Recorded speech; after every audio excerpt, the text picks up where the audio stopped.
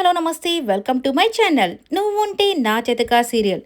ఇక బామ్మగారు వేసేది నాటకం అని తెలుసుకున్న ప్రమోదిని అలా చూస్తూ ఉండగానే ఇక మిథునకైతే భయమేస్తుంది. అయ్యో, ప్రమోదిని అక్క చూసేసిందేమో, ఇక ఈ నాటకం అంతా బయటపడిపోతే ఇక దేవ అలాగే వాళ్ళ నాన్నగారిని ఎలా కలపాలి, సో ఇదంతా పెద్ద హంగామా అయిపోతుందేమోనని టెన్షన్ పడుతూ ఉండగానే ఇక ప్రమోదినిని అయితే బయటకు తీసుకుని వెళ్ళి తనతో మాట్లాడుతుంది. అక్క నన్ను క్షమించక్క, దేవాని అలాగే మావయ్య గారిని ఇద్దరిని కలపడానికి నాకు ఇంకా ఏమీ ఆలోచన రాలేదు. అందుకే ఈ యొక్క నాటకం అయితే ఆడాల్సిన పరిస్థితి అయితే ఏర్పడింది. నేను బామ్మగారికి ఫోన్ చేసి ఇలా చెప్పినప్పుడు బామ్మగారు అయితే ఇలా నటించారు. అందుకేను సారీ అక్క అని చెప్పేసి చెప్తుంది. ఓకే మిథున, నిజమే, నాకు నువ్వేమో ఒక చెల్లెల్లాంటి దానివి. అలాగే దేవా వచ్చేసి నా సొంత కొడుకు లాంటివాడు. మీ ఇద్దరు ఎప్పుడు కూడా మాతో కలిసి ఉండాలనేదే నేను కోరుకునేది. సో నాకేమీ బాధ లేదు, ఇలాంటి నాటకం ఆడినా పర్వాలేదు. కానీ మావయ్య గారికి కానీ తెలుస్తుందంటే మాత్రం ఇక శాశ్వతంగా మీ ఇద్దరిని కూడా ఇక కంటికి కూడా కనిపించకుండా దూరంగా పంపించేస్తాడు. సో ఆయనకి తెలియనీయకుండా జాగ్రత్త పడు అని చెప్పేసి చాలా చక్కగా చెప్తుంది.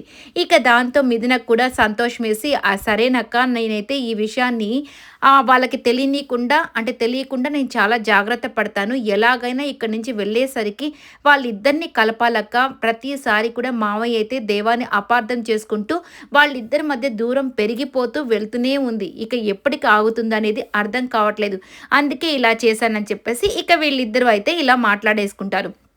దాని తర్వాత ఇక సత్యమూర్తి గారైతే వాళ్ళ మనవరాలతో చక్కగా బాల్ ఆట ఆడుకుంటూ ఉంటారు. ఇక పాప కూడా చాలా చక్కగా, తాతయ్య నేను నీ మీద బాగా గెలుస్తున్నాను కదా అని చెప్పేసి సంతోషంగా ఆడుకుంటున్న టైంకి శారద వచ్చేసి అక్కడికి పాలు తీసుకుని వస్తుంది.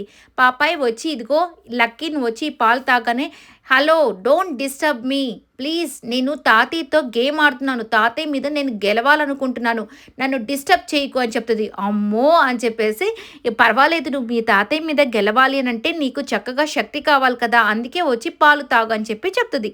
సరే తాతయ్య, కొద్దిగా బ్రేక్ తీసుకున్నాము, తర్వాత తాగుతానని చెప్పేసి ఈ పాప పాలు తాగుతుంటుంది. ఇక సత్యమూర్తి గారు వచ్చేసి అక్కడ కూర్చుని ఉంటే ఇక ఆయనకి టీ ఇస్తుంది మన శారద. ఇక వాళ్ళిద్దరు తాగుతూ ఉంటే బుడ్డ పిల్లలకి చాలా అసలుకి ఆలోచనలు వస్తూ ఉంటాయి, చాలా క్వశ్చన్స్ అయితే ఉంటాయి కదా. ఇక తాతయ్య, ఈ పాలు భలే ఉన్నాయి తాతయ్య, అమ్మమ్మ, సారీ నానమ్మ, ఈ పాలు సూపర్ టేస్టీగా ఉన్నాయి, భలే అసలుకి చాలా బాగున్నాయి.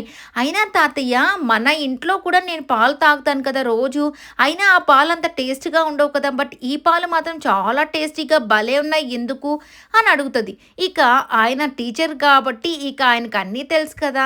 ఇక ఆయన వచ్చేసి, పాపాయ్, ఇక్కడైతే మనకు స్వచ్ఛమైన పాలు దొరుకుతాయి, కానీ మన సైడ్ అయితే ఆ పాల ప్యాకెట్లో ఏదో ఒక పౌడర్స్ అవి నిలవ ఉండడానికి కొన్ని కెమికల్స్, కొన్ని డిఫరెంట్ అయినటువంటివి కలుపుతారు కాబట్టి వాటిలో అంత టేస్ట్ ఉండవు. కానీ ఇక్కడైతే డైరెక్ట్గా మనకు మంచి పాలను ఇస్తారు కాబట్టి రోజు అవి చాలా టేస్ట్ ఉంటాయి, ఇవి తాగితే నీకు చాలా బలం వస్తుంది, జాగ్రత్తగా తాగు, ప్రతిరోజు తాగాలి అని చెప్పి చెప్తాడు. ఓ అవునా అని చెప్పేసి అంటూ ఉంటుంది.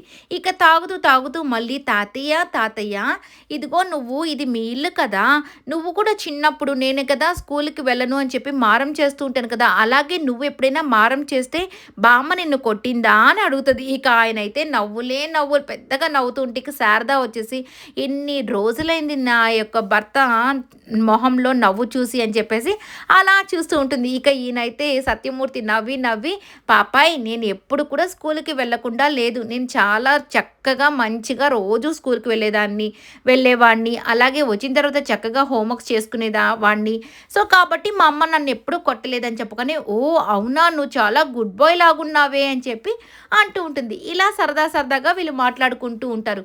ఇక దాని తర్వాత అందరూ కలిసి హ్యాపీగా గార్డెన్లో కూర్చొని మాట్లాడుకుంటూ ఉంటే ఇక నేను నీకు ఒక కథ చెప్తాను అని చెప్పేసి లక్కీకి చెప్తూ ఉంటాడు సత్యమూర్తి. ఇక అదే టైంకి అక్కడికి దేవా అయితే వచ్చేస్తాడు. ఇక దేవాన్ని చూడగానే ఆయనకి ఇంకా కోపం రగిలిపోయి ఇక పైకి లేసేసి లోపలికి వెళ్ళిపోతుంటాడు. అదేంటి తాతయ్య, నాకు నువ్వు చెప్తానన్నావు కదా స్టోరీ, చెప్పకుండా వెళ్ళిపోతున్నావేంటి అని అడుగుతుంది. ఇక దాంతో నేను తర్వాత చెప్తానులే నా అమ్మ, ఇప్పుడు ఏం చెప్పను అని చెప్పేసి ఇక వెళ్ళబోతూ ఉంటే ఇక వాళ్ళ అత్తయ్య అంటే బామ్మగారు అలాగే కోడళ్ళందరూ కలిపి ఆ అన్నం తీసుకొని వస్తూ ఉంటారు. ఇక శారద వచ్చేసి ఏవండి మీ అమ్మగారు వస్తున్నారు ఉండండి అని చెప్పేసి చెప్తదనమాట. సరే ఇక మొత్తానికి మన సూర్యకాంతంకైతే బాగా తల మీద ఒక జాడీనైతే పెట్టేసి కానీ ఇక సూర్యకాంతం అమ్మమ్మో ఎక్కడికొచ్చినా 5 స్టార్ హోటల్‌కెళ్ళినా గంజి నీళ్ళు తాగినట్టు నాకు ఎక్కడికొచ్చినా ఈ పని తప్పట్లేదు. అయినా కానీ కటౌట్‌ని చూసి కొన్ని కొన్ని పనులు చెప్పాలి. అంతేకానీ లేగ దూడకి అదే దూడకి తన కటౌట్‌ని చూసి ఎంత గడ్డి పెట్టాలో అంతే గడ్డి పెట్టాలి. అలాగే నాకు కూడా ఎంత పని చెప్పాలో అంతే పని చెప్పాలి కదా!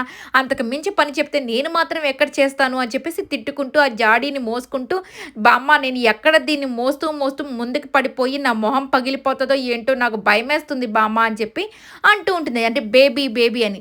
ఇక అవునా సూర్యకాంతం నీకు అంత బాధేం అక్కర్లేదులే. నువ్వు నేల మీద పడి నేల నిన్ను మొహం చితక్కొట్టే లోపల ఆ ఛాన్స్ నేను నేలకివ్వనులే. నేనే ఆ మొహాన్ని పగలగొడతానని చెప్పి చెప్తూ ఉంటుంది. ఇక ఇలా సరదాగా ఉంటూ ఉండగానే ఇక దేవ వచ్చేసి వాళ్ళ బామ్మ అన్నం కలుపుతూ ఉంటే, "బేబీ నువ్వు ఇట్లా కలుపుతూ ఉంటే నాకు చిన్ననాటి జ్ఞాపకాలన్నీ గుర్తొస్తున్నాయి. వేసవి సెలవులకి మేమంతా ఇక్కడికొచ్చినప్పుడల్లా నువ్వు ఇలాగే కలిపి మాకు గోరుముద్దలు పెట్టేదానివి కదా! చాలా బాగుండేదని" చెప్పి దేవ అంటుంటాడు. ఇక ఆనంద్ కూడా, "అవును బేబీ నువ్వు నిజంగా ఇలా పెడుతూ ఉంటే నాకు కూడా అదే గుర్తొస్తున్నాయి. వేసవి సెలవుల్లో మేమంతా ఇలా సంతోషంగా భలే ఉండేవాళ్ళం కదా!" అని చెప్తూ ఉంటాడు. ఇక రంగా వచ్చేసి, "అవును మీకందరికి ఇలాంటి జ్ఞాపకాలుంటే నాకు మాత్రం 2, 3 సార్లు ఈ అన్నం తిని మోషన్స్ అయ్యాయి. అది గుర్తొస్తుంది" అని చెప్పగానే ఇక సూర్యకాంతం వచ్చి ఎప్పుడు మంచి టైంలో ఎప్పుడు ఇలాంటి మాటలే చెప్తూ ఉంటావు అన్నట్టుగా చూస్తూ ఉంటుంది. ఇక దాంతో బామ్మ వచ్చేసి, "ఒరేయ్ వెధవా నీకు మోషన్స్ అయింది నేను పెట్టిన అన్నం వల్ల కాదు, ఆవకాయ వల్ల కాదురా. దొంగచాటుగా నువ్వు కిచెన్‌లోకెళ్ళి అక్కడ ఉన్నటువంటి చింతపండు తీసుకొని రోజుకి 2, 3 సార్లు తింటూ ఉండేవాడు చూడు దొంగతనంగా. దానివల్ల నీకు అయ్యేవిరా" అని చెప్పి అనగానే ఇక మన సూర్యకాంతం వచ్చేసి, "ఏంటి మా ఆయన వెన్న దొంగలాగా కృష్ణుడిలాగా ఆయన వెన్న దొంగతనం చేస్తుంటే మా ఆయన చింతపండు దొంగతనం చేసి తినేవాడా? అబ్బా ఎంత బాగుందో అసలకి భలే భలే సరదాగా ఉండేవాడే, చాలా మంచివాడే" అన్నట్టుగా అంటూ ఉంటుంది. "అవును మీ ఆయన ఇలాంటి పనులేంటి ఇంకా నా చేత 4 వాతలు పెట్టించుకొని రోజంతా తిరిగి తిరిగి వీధంతా తిప్పి కొట్టేదాన్ని. అలా కూడా చాలా పనులు చేసున్నాడులే. అలాగ నీకు కూడా ఏమన్నా ఇవ్వమంటావా 4 నీకు కూడా వడ్డించమంటావా" అంటే, "అమ్మో నాకొద్దులే" అని చెప్పేసి ఇలా సరదాగా మాట్లాడుకుంటూ ఉంటారు. పాపం దేవ ఒక్కడు మాత్రం చాలా కామ్‌గా ఉంటాడనమాట. ఎందుకంటే వాళ్ళ పాపాయితో పాటు వాళ్ళ నాన్న అక్కడ కూర్చొనున్నప్పుడు దేవ రాగానే అతన్ని చూసి లోపలికి వెళ్ళిపోతూ ఉంటాడు కదా! అందుకని ఏమీ మాట్లాడకుండా ఇక బామ్మ అదంతా చూసి, "సరేరా సరే సత్యమూర్తి నేను అప్పుడంతా నేనే కదా సత్యం అన్నం అందరికీ పెట్టేదాన్ని. ఇప్పుడు నాకు నడుములు నొప్పిగా ఉన్నాయి. నువ్వే అందరికీ కలిపి పెట్టరా" అని చెప్పి చెప్తదనమాట. కావాలని దేవాతో అలాగైనా అన్నం పెట్టిద్దామని. ఇక అందరికి, "లేదమ్మా నేను పెట్టను. నేను కలిపి పెట్టను. శారద కలిపి పెడతదిలే" అని చెప్పి చెప్తూ ఉంటాడు. "లేదురా నువ్వే అందరికీ కలిపి ముద్దలు పెట్టాలి" అని చెప్పి అంటూ ఉంటది. ఇక "నువ్వు తాతయ్యవి కదా! ఇప్పుడు ఈ పనులన్నీ నువ్వే చేయాలంటే" "అదేంటి శారద కూడా నానమ్మే కదా! ఆమెనా చేయొచ్చు కదా!" అంటే, "లేదు నువ్వే చేయాలని" చెప్పి పట్టుబడతది. ఇక దాంతో ఇక గుండె పట్టేసుకొని, "అయ్యో! నా ప్రాణాల మీదకొచ్చేసేటట్టుంది. నా కొడుకు అసలు నా మాటే వినట్లేదు. నా ప్రాణం పోయేదాకా వినడేమో" అన్నట్టుగా నాటకం ఆడుతూ ఉంటుంది. ఇక ఆ గుండె పట్టేసుకోగానే తన దగ్గర ఉన్న పనోడొచ్చేసి, "ఏంటి బామ్మ ఏంటి నువ్వు ఏంటి బేబమ్మ నువ్వేమంటున్నావు? నీకు గుండె నొప్పి ఎందుకొస్తది" అంటే, "ఒరేయ్! అంటే వీళ్ళు నాటకం ఆడుతున్న విషయము తనకి తెలీదు కదా! అందుకని చెప్పేసి, ఒరేయ్! నాకు ఆల్రెడీ నిన్న గుండె నొప్పి వస్తేనే కదరా నువ్వు అందరిని ఫోన్ చేసి పిలిచావు. ఏంటి మర్చిపోతున్నావు నువ్వు" అని చెప్పేసి పొల్లు నురుముతూ చూస్తూ ఉంటుందనమాట. ఇక ఈ సూర్యకాంతం ఏంటి నిజంగానే ఏదైనా నాటకం ఆడుతుందా ఏంటి ముసలిది? వాడేంటి నీకేంటి గుండె నొప్పి అని అంటున్నాడు అని చెప్పేసి అందరిని చూస్తుంటారు. ఇక మిథునకైతే టెన్షన్ వేసిపోతుందనమాట. వీడి వల్ల ఎక్కడ నాటకం బయటపడిపోతుందని. మొత్తానికి బామ్మ వచ్చేసి, "నువ్వు మతిమరుపు చచ్చినోడా నీకెప్పుడు మతిమరుపేరా? నాకు గుండె నొప్పి ఉంది తెలుసు కదా! నువ్వు ఆ యాక్టింగ్‌ని కంటిన్యూ చెయ్యి. అంతేగాని నువ్వు మరీ ఇట్లాంటి పనులు చెయ్యకు" అని చెప్పేసి తిడతది. "ఆ! సరే సరే బామ్మ" అని చెప్పేసి ఇక అతను అంటాడనమాట. ఇక మొత్తానికి అందరికీ ఒక్కొక్క ముద్ద పెట్టుకుంటూ వచ్చేస్తాడు సత్యమూర్తి. ఇక దేవా దగ్గరకొచ్చేసరికి ముద్ద చేతిలో పెట్టబోతున్న టైంకి దేవా వచ్చేసి, "చాలా రోజుల తర్వాత నీ చేత్తో ముద్ద తినబోతున్నాను నాన్న ఒక అన్నము. నిజంగా నాకు చాలా సంతోషంగా ఉంది. ఇలాంటి రోజు అసలు వస్తదని అనుకోలేదు. బట్ ఇలాంటి రోజు వచ్చినందుకు నేను చాలా సంతోషంగా ఉన్నానని" చెప్పి సంతోషపడుతూ ఉంటాడు. ఇక మిగిలిన వాళ్ళు కూడా పోనీలే ఈయన పెడతాడు కదా! వీళ్ళిద్దరు కలిసిపోతారన్న సంతోషమైన సమయంలో ఆయనైతే అన్నాన్ని ఇట్లాగా విసిరి కొట్టేసి, "నాకొద్దు నేను పెట్టను" అని చెప్పేసి వెళ్ళిపోతాడనమాట. ఇక వాళ్ళ అమ్మొచ్చేసి, "ఏంట్రా దేవాకెందుకు పెట్టలేదు నువ్వు? అన్నం పెట్టొచ్చు కదా!" అంటే, "అమ్మ నాకిష్టమైన వాళ్ళందరికీ నేను పెట్టాను. నాకిష్టం లేని వాళ్ళకి నేను అన్నం కాదు కదా ఏమి పెట్టనని" చెప్పేసి అక్కడ పడేసేసి వెళ్ళిపోతాడు. ఇక దాంతో అందరూ చాలా బాధపడిపోతారు. ఏంటి ఈయనలో అసలు మార్పే రావట్లేదని. పాపం మిథున మాత్రము చాలా బాధపడుతూ ఎందుకు మావయ్య ఇలా చేస్తున్నాడని చెప్పేసి కిచెన్‌లో బాధపడుతూ ఉంటే, ఇక సూర్యకాంతం వచ్చేసి వెకిలి నవ్వు నవ్వుకుంటూ అబ్బబ్బబ్బబ్బబ్బా! ఎంత సంతోషపడిపోయావో మావయ్య గారు చక్కగా మా ఆయనకి చేతిలో అన్నం పెడతాడు. ఇక వీళ్ళిద్దరూ కలిసిపోతారు. ఇక చాలా బాగుంటుందని చాలా ఆశపడినట్టున్నావు కదా! ఈ ఆశలేమీ తీరకుండానే ఇదైపోయింది. మావయ్య గారు ఇంక నీ భర్తని ఎప్పటికీ క్షమించడు. ఇక మీరు నార్మల్‌గా అయితే బేబీకి కానీ, ఇట్లా గానీ హార్ట్ అటాక్ రాకపోతే మీరు ఇంట్లో నుంచి గెట్ ఔట్ అయిపోవాల్సిందే. కానీ ఏదో టైం బాగుండి ఇక్కడికొచ్చారు. అయినా మళ్ళీ తిరిగి వెళ్ళే టైంకి మీరిద్దరూ ఇంక ఇంట్లో ఉండరులే అని చెప్పేసి వెక్కిరిస్తూ చెప్తుందనమాట. ఇక దాంతో మిథునకి చాలా కోపమొచ్చి, "ఏయ్! నోర్మూయ్ ఊరికే విసిగిస్తానే ఉన్నావంటే." "విసిగిచ్చడం కాదమ్మా! మీ బతుకులు ఇంకా రోడ్డు మీదే. మీకోసమే దేవుడు రోడ్డుని పెట్టాడు. మీరు రోడ్డు మీదే ఉంటారన్నట్టుగా వెక్కిరిస్తూ ఉంటుంది. ఇక రేపటి రోజున కొన్ని గేమ్స్ అయితే జరుగుతాయి.